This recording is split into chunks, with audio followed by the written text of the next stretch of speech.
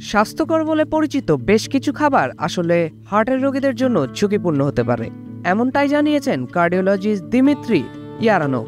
তিনি বলেন, কিছু খাবার শরীরে লবণ, পটাশিয়াম বা ওষুধের বিপাকে প্রভাব ফেলতে পারে, যা হার্টের রোগীদের জন্য ক্ষতিকর। চলুন জেনে নেওয়া যাক খাবারগুলো কি। কলা পটাশিয়াম সমৃদ্ধ মিষ্টি স্বাদের একটি ফল।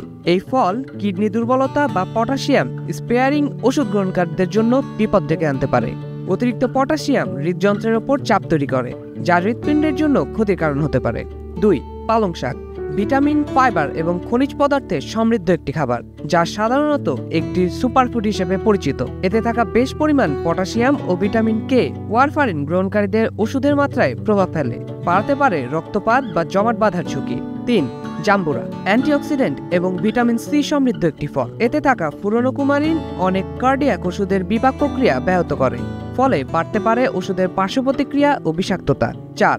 সয়া সস সারা বিশ্বে খাবারের স্বাদ বাড়ানোর জন্য সয়া সস ব্যবহার করা হয়ে থাকে, কিন্তু হৃদরোগ বা উচ্চ রক্তচাপে আক্রান্ত ব্যক্তিদের জন্য অল্প পরিমাণেও এটি বিপজ্জনক হতে পারে। অতিরিক্ত সোডিয়াম শরীরে পানি জমিয়ে রক্তচাপ তৈরি করতে পারে। বিশেষজ্ঞরা বলছেন, হৃদরোগ বা ওষুধ গ্রহণের ইতিহাস থাকলে এসব খাবার খাওয়ার আগে চিকিৎসকের পরামর্শ নেওয়া জরুরি।